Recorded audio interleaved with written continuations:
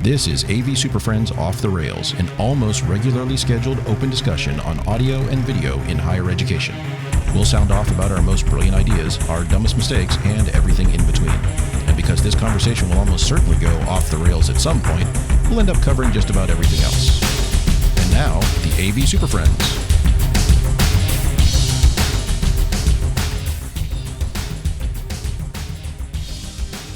For December 3rd, 2021, it's the AV SuperFriends Off the Rails. Welcome back, everybody. Time for another Friday afternoon podcast adventure. My name's Chris Dector. I'm joined today by Justin and Mark and nobody. Yay. It's really roomy in here. Excuses we can and conflicts. Yeah, look at all this space. Look at got so much extra space to stretch out. Yeah. I could breathe. Some of us had work to do. Some of us had life events. Some of us decided they're just going to go to a party instead. So And us three are just bored, and we're here now. Yes. So, and this is you get to put up with this for another week. This is what you get. This is your show for December. Starts with just three of us, and we'll see if we can find three more people for the next show. If somebody, there may be a random person that drops in. I'll just put them on a microphone. I'm just going to go outside. So as we see people behind me here, I'm going to go out and grab somebody. That guy right there. That guy. I'm going to get him. Put him on the podcast. So anyway, what do we got for today's topic? We're going to discuss security of your AV devices on the network and all the fun that comes with that. We're going to discuss campus departments and campus client departments who love to take your work and then go shop it around and for lower prices or try to buy alternate stuff. But first, we are going to do a little bit of AV news because that's what we do. AV news. That's the show. So Mark, this was your suggestion because it was somewhat. Well, I guess one of them was near to you anyway. Was it? Was it? No, I take it back. I'm wrong. You brought it up, but it has nothing to do geographically. About cybersecurity at universities and how this has been a thing, but this is really a thing. So we had two schools that like full on had to just straight up shut down. So this article is from Inside Higher Ed, and again the link will be in the description there. But basically, this is they're talking about ransomware, talking about cybersecurity, talking about people need to really step up and take this stuff seriously to the point where these two schools were hit by, I think it was both ransomware, wasn't it? That basically locked down their admin systems to the point where they basically said, we can't hold classes, we cannot operate under with this sort of thing going on. So, what do we see is this for the rest of the wider ecosystem of universities and colleges out there? It is pretty much the single most important topic, I think, right now. And in every circle I'm hearing, seeing, and being a part of, it's that security is paramount to everything. And we're obviously going to get into this today, but I don't think this is going away. I think we're going to see more versions of this. I'm not surprised. And I think the victims of this type of stuff are going to become larger and larger, and it's going to be more and more shock and awe, I think, as it does happen. And it should be a wake-up call for a lot of institutions if you haven't gone through this, and some do, some don't, and some of them kind of you don't hear about it. But I think we will hear more of this type of outcome in the months, years ahead, because it's just the network, right? The network of things and the interconnected everything, just ripe for it. Here we are. Yeah, it's been a talking point at the top of our IT leaders for years now.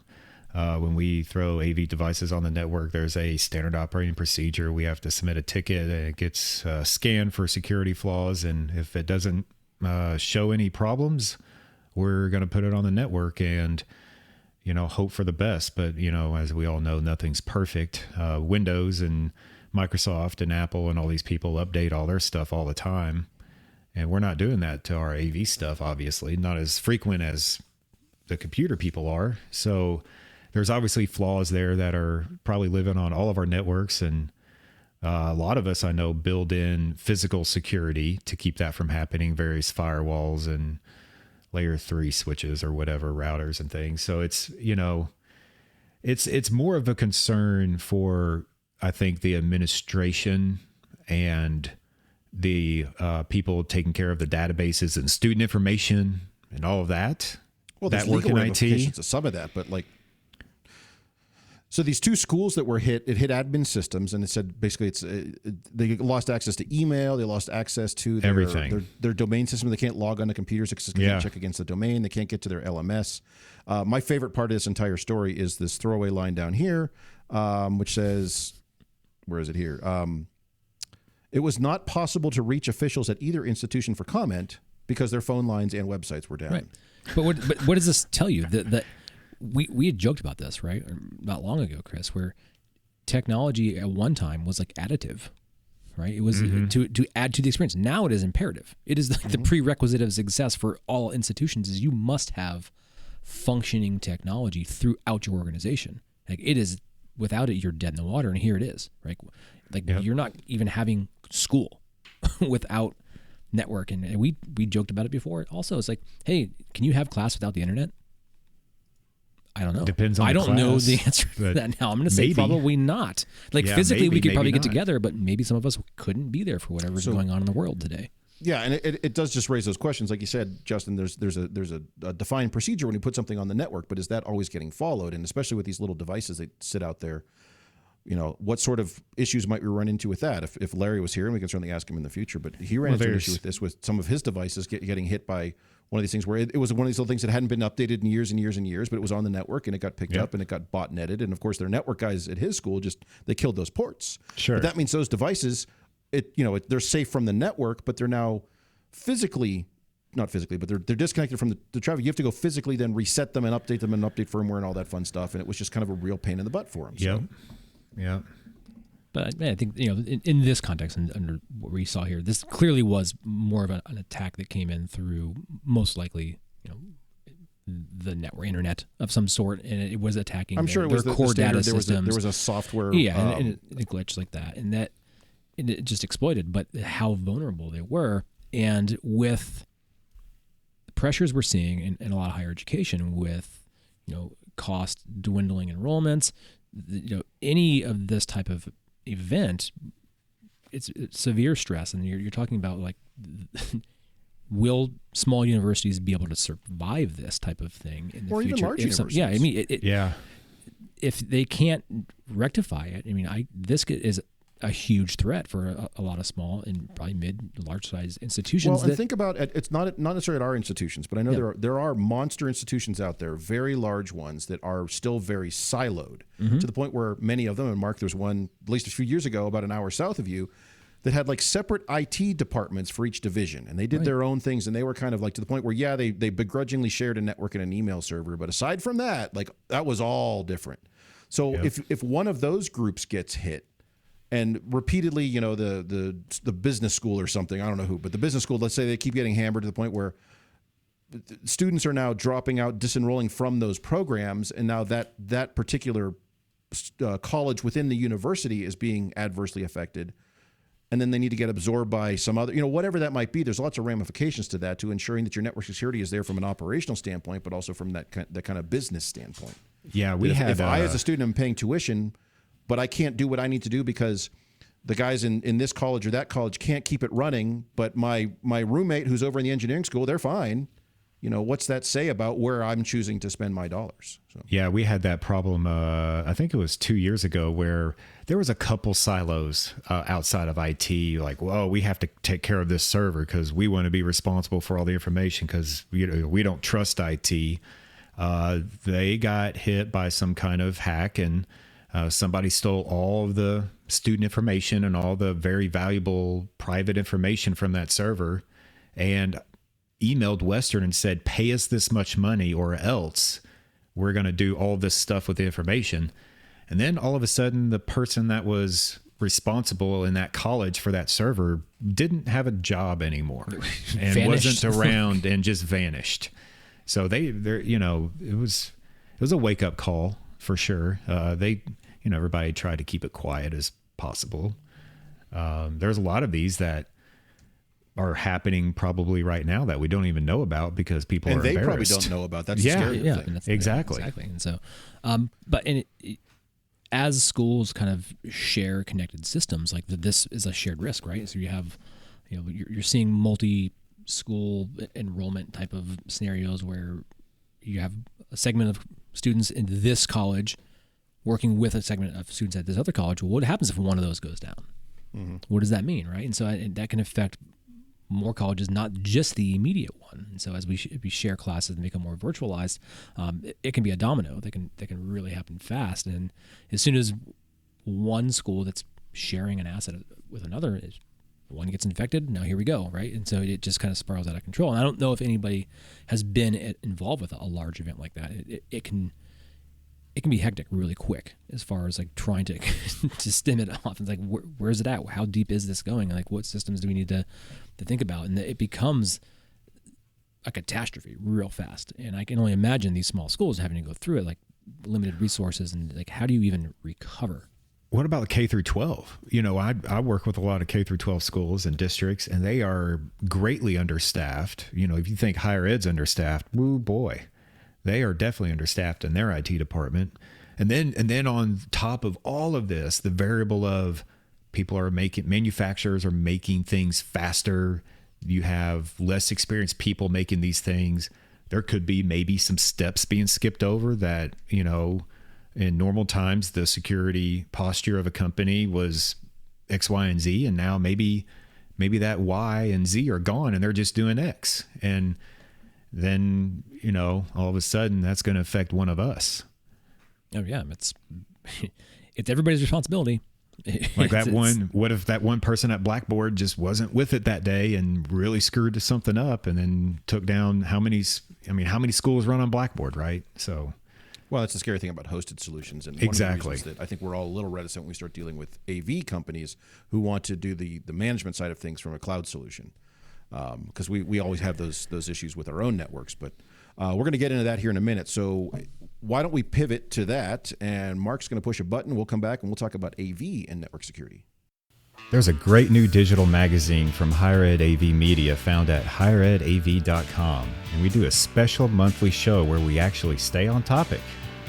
It's a show where we try to really focus on a single topic and break it down into AV SuperFriends style. That's the AV SuperFriends on topic, found at avsuperfriends.com, higheredav.com, iTunes, Amazon, Spotify, Google, and wherever else you get your podcasts from.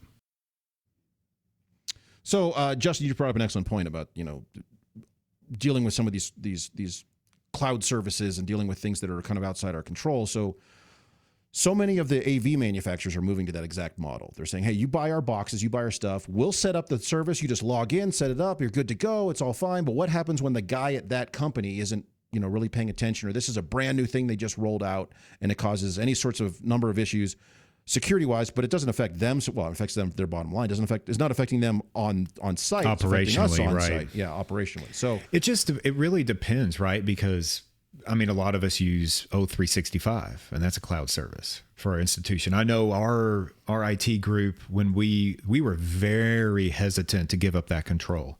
I don't know all the details of it, but they were very wary of just being able to go to an Office 365 solution, and it's better for the university and it's cheaper, but giving up that control was a big problem for them. Now an AV company that's just starting up or is smaller, they don't have Microsoft resources. That could be a big problem. So there is a balance to this offloading cloud services versus in-house services, and, you know, pick your battles, because, you know, Microsoft has a lot more money and resources than some of these smaller AV companies do. Well, and Mark, you brought this up. You described it as, you know, as more and more of our devices, AV devices, are network enabled, or let me rephrase, they're not network enabled. That's what they were several years ago. They are now like they're network native. They live on the network. They require the network for operation. And you brought this up. You said, well, are these devices what we would call enterprise grade or enterprise ready? Because I don't think a lot of them are. They're not. No, I think when we go back in the Wayback Machine of like when we started putting processors in rooms doing control of our environments, the LAN connected piece of it was purely like, here, this is cool, this is neat, this is it was like a convenience. Yeah, it was a convenience that like, oh, by the way, you could log into this thing from your network and check out status and remotely manage it and get some diagnostics. And I was like, oh, cool, like there's some good data there. But never was it like, oh yeah, this is going to be deployed in the most secure fashion ever, right? And that you're going to be on an enterprise network and conform to all the security protocols that need to happen. But we bought lots of them and put them on networks, right? And so, and I'm sure I'm not alone in this. A lot of people have kind of gone through this. Now we've changed a lot of things. This is kind of going back 10, 12 years ago when we first started doing it. But it's easy to do one thing that maybe you shouldn't and do a lot of it really fast. It's like, okay, here now we have 10,000 endpoints all out there that may not be adhering to best practices. And what does that do? What's your security posture around those things? But I kind of want to go back a little bit on kind of what you're talking, Justin, about like the on-prem versus off-prem and kind of what that kind of means a little bit. And that, we see a lot of that adaption happening, right? And moving towards cloud and how does that interact with our actual devices we have on-prem, and that we had historically hired folks that they thought that was your occupational identity, is you're feeding these servers and maintaining this on-prem iron in here in-house. And we're saying, yeah, we're going to, because of security or whatever it may be, we're going to move to the cloud. We're going to become more cloud native. And that becomes like a threat to their livelihood, right? And so now you're having to deal with, you're trying to get to secure, but you're having to change people's occupational kind of awareness and what they do. And that's even more difficult to unravel in real time. And time is of the essence in this kind of piece when we're talking about security and keeping things operational. Sometimes that kind of emotional piece can get in front of like the best practices of how we're actually deploying our endpoints, our technology. And that in itself creates risk. If I have X amount of thousands of things and somebody's more concerned about getting a paycheck than they are making sure those are secure, whose domain is that to manage? And how do you deal with that kind of piece of this? It's also risk versus accountability. And I've heard some institutions talk about, not ours and not anybody's on this show, but I've heard, talking with higher ed and K through 12 people, well, if we put it on the cloud and something happens, then we're not responsible. Is it your stuff? Yeah, right. Yeah. Well, yeah, sure. Legally, maybe not. But who are they going to call? Probably the exact opposite. Yeah. Maybe I would not. say they're not responsible in the sense that they're not responsible for the tier one initial response, but at some point it's going to roll right back down to them. So at the end of the day, if you're not working, it's your problem. So if WKU is a Zoom campus and Zoom has a huge hack and then we suffer because of Zoom, well, we're not going to be the only ones because Zoom's out there for a lot of different universities. Same with Blackboard, right? In these LMS systems. So we saw that happen during the pandemic. I think Zoom went down. I don't know if it was a security thing or a hack or their server, somebody tripped over their power plug on their servers. Hell, I don't know. But they went down for a while and it made the news because our IT department got a swarm of calls. Then as the 8 o'clock news came on that morning, everybody stopped calling. It was like, oh, well, it's not Western's fault, so we're not going to bother them and call them, so they're not accountable. So it's a lot of perception thing. But if you get, going back to that small manufacturer, and they're not on the news announcing whatever and kind of being that front for the university, and let's say that one device on our network spreads to all these other things, that's going to be a bad look on us, Oh yeah, I mean that's how it works, right? And we're accountable now for all that stuff, and then they're pointing fingers at the AV people. And so I think there's kind of probably around the industry, and it wasn't the topic that was in front of everybody. They thought that just doing what we're doing. I'm in AV, and we're monitoring things via network, and we didn't think that we needed to be the ones responsible, but in your departments, I mean, think about it holistically. If you're listening to the show, like who in your department's security? Like I know somebody in your organization, your large scale organization, but you probably don't have somebody in your immediate 5 or 6 people in your group that are like, oh, this is my security guy. Like his job and he's tasked day in to make sure that we're secure. You probably don't have it, right? And so we got a security department and then they're accountable, but that goes both ways. But too. do they have access to your device? Yeah, do they know about your stuff, right? Yeah, we have to submit that ticket and they have access and blah, blah, blah. I have a guy here who is now kind of our security guy, because I made a huge deal when I went, and it was like literally my first week here. I was out troubleshooting something, and I asked one of the other technicians what the login and pass for it was, and he said, let's just default. And I was like, oh crap! So we had a bunch of stuff out there that was just sitting there on admin. So now one of my guys became kind of you're tasked to go around and do a security audit on these things and get an appropriate password on them. Risk assessment professional. Yeah.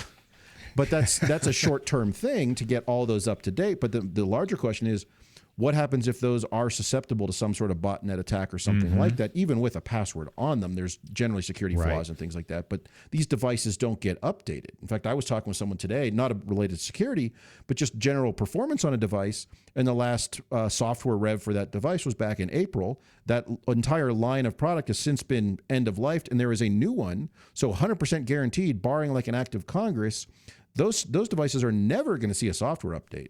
So if there is indeed an actual legitimate security problem, my only recourse is to kill those ports and then physically remove those devices. Yeah. And that doesn't put me in a good light, because now that means operationally I have to stop what I'm doing to go address somebody else's security flaw. But Mark, like you said, that was not top of the list for the manufacturers. They're like, look, I'm trying to make good video and audio. Convenience, right? You can do 4K, 444. Look at it. It's beautiful. It's like, well, is it secure? I don't know. It's got a web page. Yeah. There's a web page. It's a web page. Well, it was Flash, so sorry. That raises a good point. So we went through that whole debacle a couple of years ago, and the problem is a lot of manufacturers literally said, we're not going to replace that Flash interface. Some of them came up with workarounds and hacks and this sort of things, but a lot of them just said, no, we're not going back to that projector you bought 8 years ago and replacing the Flash interface.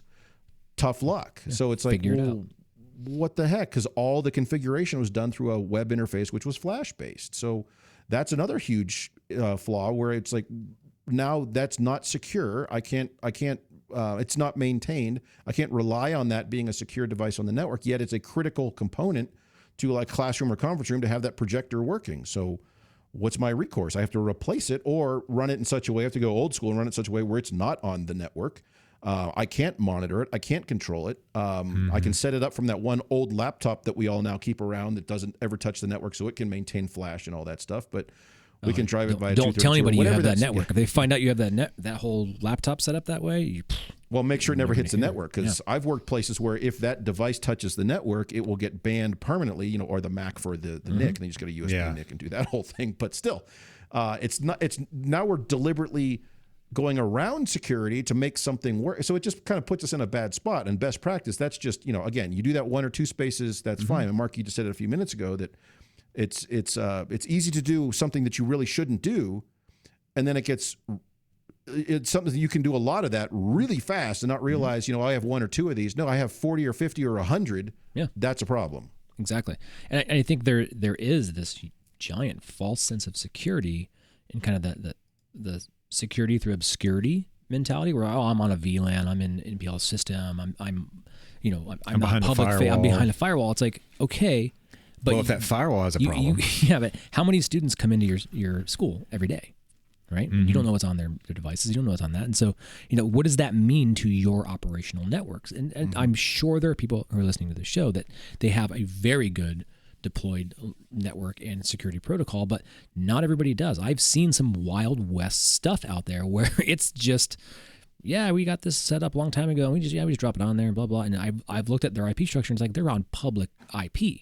It's just like, what is going on? And so, it's a spectrum, right? And if nothing else, that you should be thinking about it when you're looking at products and your endpoints that are out there. Is like, how does this meet the best practices of my security posture within my institution? And that it's not just computers they're talking about. It's every endpoint that exists within your system. If it's going on the network, does it meet the minimum security criteria? Well, just think of it like a computer. If it's got a network port, it's got some kind of computer built into it, whether that's running Linux or some random Android thing or whatever.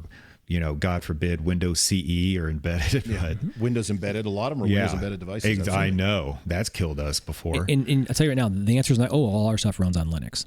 Trust me, it's not going to save you. That's fine. Yeah. It's not It's just a little better, right? Well, and I guess perfect. the larger question to that is how many of us then have worked closely with our network security team routinely to look at that. And, I'll say right now, I'm starting that conversation here now, not necessarily because of network security, but more of like, hey, we keep using more and more of the network, and the network team looks at it as like, well, you have those courtesy ports, so it's not a big deal. And when they have a switch go down or something like that, they just go replace it, not realizing they just took out not the convenience to remotely access the processor in a room, but they took out the general operation of 7 or 8 rooms.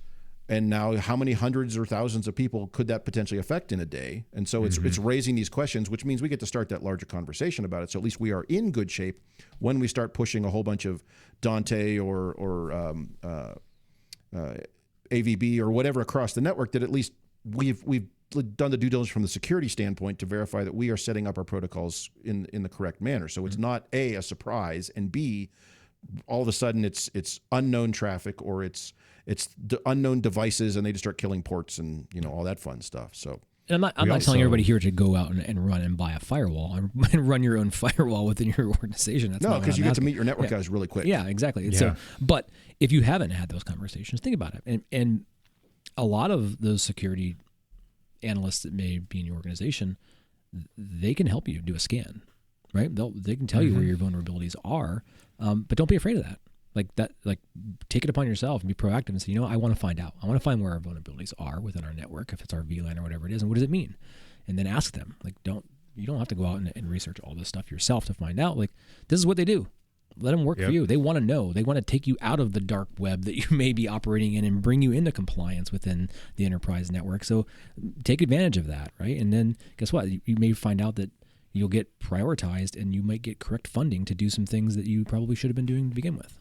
We also have a culture problem in AV. And I know more than likely we're all guilty of this. Why would I go update that now if it's working? Right? Oh, the old, if it ain't broke, don't fix it sort of thing. Exactly. So that's been our model throughout the years, and we all been there and done that, right? But look what computers do. What is it, like an update a week? More? Tuesday. So look at what they're doing to protect themselves. And look what we're doing to protect ourselves. So we can only update as manufacturers give us updates, but the culture at manufacturers is probably the same as what's been in our heads. Why would I update this from the firmware in February 2019? Because there's no problems. Functionally, it's the same, right? There's nothing different. Yeah. Very few are saying, "Oh, this is a security patch that we want you to deploy." But Windows is changing weekly. Right. And we have larger issues. You see this in broadcast domains, that there are appliances that are built on boutique versions of Windows and Linux and things like that, and they're not designed to be updated. It doesn't work that way. Like, it is, they don't adhere to typical desktop or server maintenance practices. Like, no, you bought this appliance, it's flashed with this version of Windows, and it's supposed to run that forever. Hopefully it doesn't get a vulnerability. Right. But if it does, you just throw it away and buy a new one. Just come back down with a new stack of $100,000 and you can buy another one, right? And no big deal. And so that's some additional constraint now it's going to put on this. Is like, how do, in the light of this kind of security posturing, what does that mean to like investments that are made? Like, and this is a challenge for a lot of folks, that if there's pieces that we've identified with these appliances that are running these older deprecated systems, but they're still useful, but your security department says, you know what, you can't run that on the network, right? So now what does that mean? And how do you plan to go around that? And I think it's going to kind of parlay into some of the next conversation we're going to have, is that it's that push down pop-up, right? If I can't have this and I got to go find something that's cheaper, I'm going to do it on my own, right? And so it's a delicate conversation that I have to find something enterprise ready, but I also have to value that the correct tools are going to come at a cost. And we have to look at that with all of our systems, right? And so it's broadcast or AV, whatever it is, that are you aware, like, that's part of your lifespan, right? You're going to project that in your life cycle, that, hey, if this doesn't have security updates, like it's probably going to die faster because I can't use it. Yeah. So Justin, you mentioned something a minute ago, the idea of like a culture change. This is something that whether it's AV at a university, or just AV in general, but even AV manufacturers, it's a cultural change to make security a priority. I think a lot of AV manufacturers have these, like Mark just said, these set and forget appliances. They build it so it does one thing, and that's what it does. And they will rarely update that unless they're adding AV features. Oh, now you can do 4K 60. Oh yeah, whatever or something. Or it'll be a bug fix related to AV. Oh, we fixed the timing issue on when you mix input 2 and input 4, and now it whatever that is. They rarely go back from a security standpoint and say, yeah, we've got this weird version of Windows Embedded or this Linux thing, whatever. We need to update that for a security patch. And then to your point, if we saw that come out and say, oh, firmware update, it's a security patch, we would probably look skeptically at that and go, do I really need to do that? Is that something I need to do? I need to update that because it might do other things and break stuff? I don't know. And so, that's a great starting point. So now think about that question. Do I need to update that? What's the next step? Oh, well, let me update that thing in my test lab. That's easy. Exactly, right? So that's easier for IT because they may have, I don't know, throughout a whole organization, maybe 5, maybe 6 different flavors of switches. They mass deploy switches. They mass deploy computers. They mass deploy these things, these phones. We can't really do that. Even if we did do that, we mass deployed that stuff. Great. It's secure today as much as it can be. The only 100% security is just unplugging power from the device, right? Well, and my thought on that is so much what we do, even if you have multiple ones. Go ahead. Yeah, it's secure that day, but what about tomorrow? And that's the problem is we're doing, like, even looking at my own security posture at our institution, we're doing the security scans day one when we implement. And then we're hands off until it breaks, right? So think about that. We're not, let's do another weekly scan on all the AV equipment just to make sure it's compliant with what the viruses or, vulnerabilities are out there. No, that's kind of automated on Windows side, right? And Microsoft's handling that, and they're pushing out updates, and then our IT team is managing those updates the best they can. We are at the mercy of our manufacturers here, right? So, well, as part of that culture change, when we're engaging with the manufacturers, we have to bring that up as paramount. This is important to us in our institution. Is there's a chance we may not be able to buy from you unless you can say that yes, you're meeting this minimum security criteria, and that we have to voice that as our criteria when we are selecting hardware for solutions. It has to be part of how we look at things. I had a conversation with a manufacturer about that, and he goes, Justin, you know what that's going to do? I'm like, raise prices. He's like, yeah, raise prices. Well, why? Well, I'm guessing that you probably have to hire security people now because you don't have a security team. Well, we do, but if you want us to create updates like Windows and vulnerabilities and all this stuff, then we have to add more people. And where are you going to find those people right now? You're going to hire them from Microsoft? Right. So, I wouldn't be concerned about that. But I mean, they'll just pass the costs on to us. Yeah. That's the thing. Exactly. And then we'll have to pay more for that security. And then we have to sell that to our either IT team or the clients that are buying said equipment. Why this box is now double price or whatever. Right. So I do want to kind of close out this segment with one last little anecdote here. So one of the big things, and we see this a lot, is devices, especially interactive displays of various types, that have an embedded operating system. And that's great. You just hit the button and it starts working. I don't have to have a computer there or any of that stuff. It's great. The problem is those are usually based on Linux or Android. And they're usually good for a couple of years. And then even that build of Android in particular gets cut off from security updates. So now I've got all these devices floating around out there that have an old version of the operating system that is no longer patched or secured sort of thing. So it's to the point now where I won't buy devices based on not so much the performance of the device from an AV perspective, but from the performance of the device, how I know it's going to behave in 2 or 3 or 5 or 10 years when it's no longer being patched or maintained. And so, like, when I was at Infocom this year, I was looking at interactive displays because I'm always kind of curious to see what those are like these days. And several times I had to tell manufacturers, I will not buy this device if it requires that I have to use your embedded little operating system. And usually the manufacturer would say, oh, then you want this model over here because you can bypass that and start up on Windows or whatever it is. You can just plug in a computer, Windows, Mac, and do its thing. But there are ones out there that like you have to use our interface to like then even get into the sources. And I'm like, if that's the case, I don't want to touch it because that can never live on my network. I'm not even going to go through that security audit on that. I just 100% guarantee that never touches the network. So it's a challenge. Now I have to consider how I'm going to leverage network security when selecting AV devices, which is something I didn't think I'd ever have to do, but there we are. So, well, I'll tell you what, let's hit another commercial. We'll come right back and talk about some other odds and ends related to device selection. As many of you know, the Super Friends have always been better received when we have more input from you. So, here's your chance. Send us a note at mailbag@avsuperfriends.com and get involved with the show. We're looking for some topics to discuss, some fellow nerds to talk to, or just general AV awesomeness to brag about. But remember, we'll probably steal your ideas. And I suppose we'd take some criticism, but that wouldn't be very nice. Anyway, drop us a note at mailbag@avsuperfriends.com and find out how quickly we ask you to join this nonsense. So for our last little segment here, I don't know what would we title this, guys. We talked about it a little bit before the show, but I guess client interactions or client second guessing or client double checking your prices or whatever that might be. I don't know, but this is the idea of working with, especially campus clients, because that's who we deal with primarily. Working with campus departments who say, hey, I want to do XYZ in this conference room, or we need a new space for our upgraded training room or classroom space. And you give them, here's the gear that we can support. Here's what we recommend. Here's what'll do exactly what you want. We have these all over campus. They're great. Our team knows it. It's fantastic. And they look at that and they go, oh, okay, that's cool.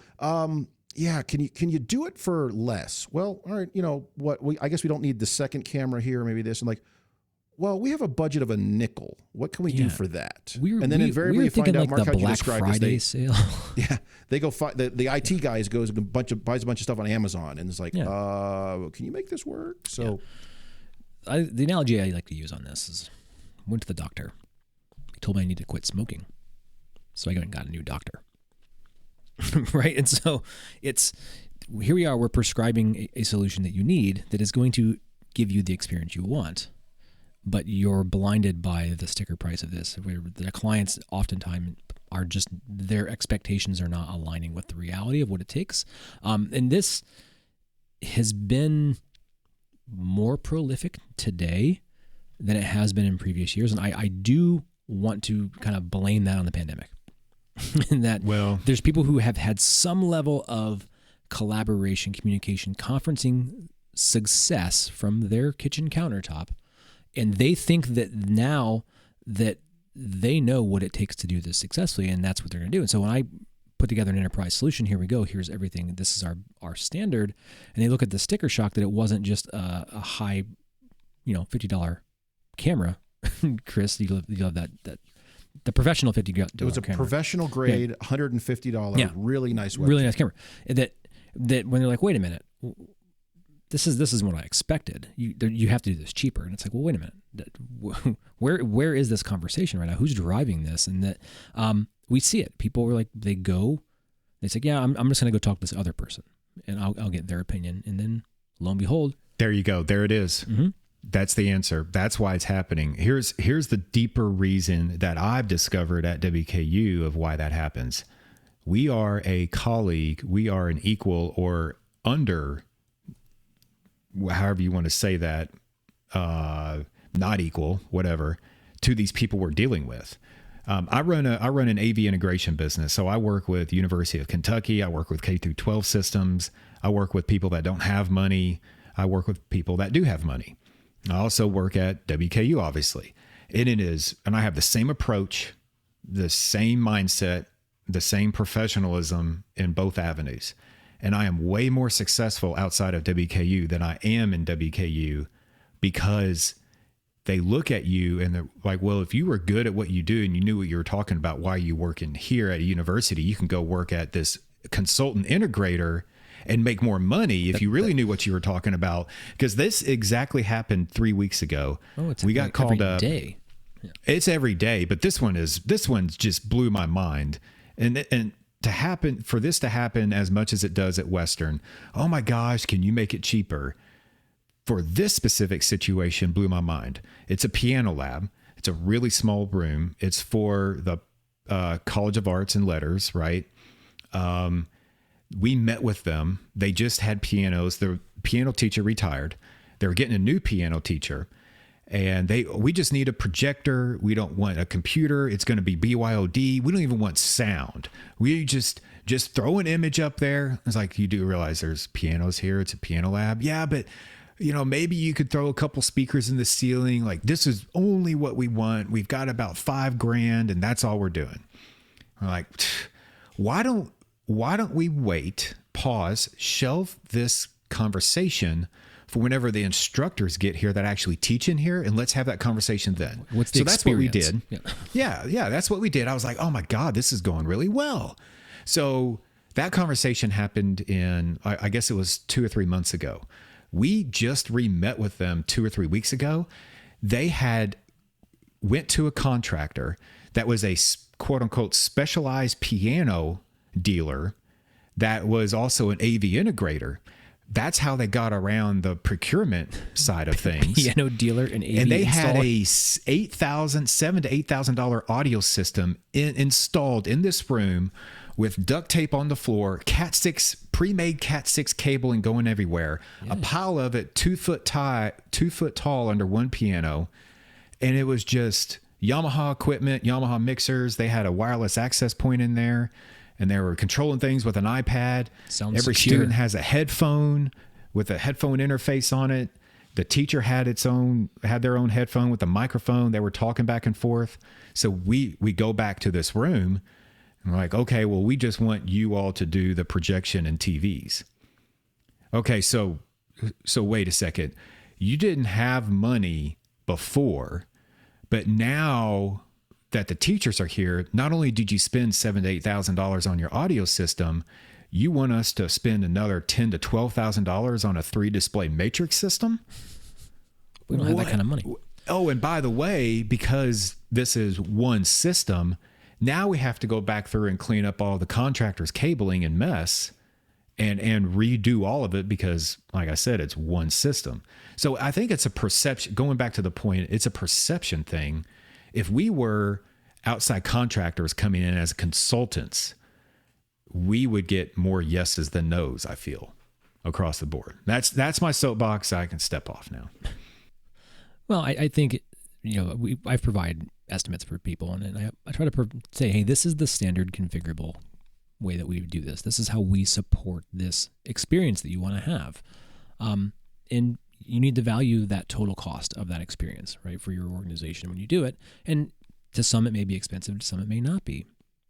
But we have also been asked, like, well, can we just go buy something and you install it for us? And it's like, no. Try to do that at a car shop. Like, you're not going to buy parts and have a mechanic put them on your car for you.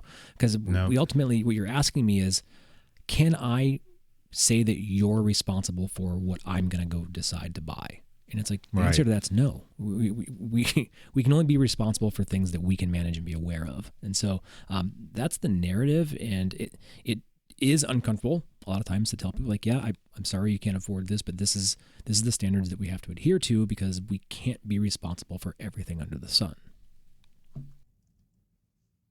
And of course, the challenge being that they do want everything under the sun, but everyone's working under a different budget. It's kind of that, Justin, how'd you phrase it? The perceived value. It's all perceived value, right? And it starts with the TVs, of course, because the $200 TV versus the $1,000 TV. It starts there. I've even told my guys here, my team, and I've told the folks in facilities, do not refer to them as TVs. They're displays. First of all, they're not TVs. They're displays or monitors. Yes. You get a TV at Walmart, Costco. Well, yeah, and they'll say, but it's the same thing. No, it's not the same thing. It's not the same thing. Stop calling it that, because then, to your point, they're like, I can go down to Walmart and get something. So. And this is the thing that blows my mind. It's the same thing. Okay, pause. You go to Best Buy and you look at 4 different 55-inch TVs. One's $1,000. The other one's $500. This one's $200. And you have a $3,000 one over here. Do you really think that all 3 or 4 of those are the same TV? Like, are you that stupid? Like, I mean, just think about what They're all the same. They're all the same. I think it's perceived value. It's somebody who walks out, I'm going to buy a new TV for the living room. I can get this beautiful 80-inch OLED for $7,000. I can get this one. There's a 70-inch over here. It's only $350. Why don't I just use buy that sort of thing? It's almost the same size. But it comes down to because what they just want an image on their wall so they can watch, Wheel of Fortune at night, sort of thing. They that's the only value they put into it. Who cares if your reds look pink? Yeah, but that's the challenge we have in designing AV spaces, to go back and say, we have to we have to kind of identify the needs for this space, and this is the experience you're going to get. And they're like, well, I can just take a webcam for $80 and do the same thing. I'm like, great, then why did you call? So it's a challenge. It's certainly not something we're going to resolve here today. This is ongoing, and it's just one of those topics that comes up, and it's what's the best way we have available to provide a solution for our clients. See ya.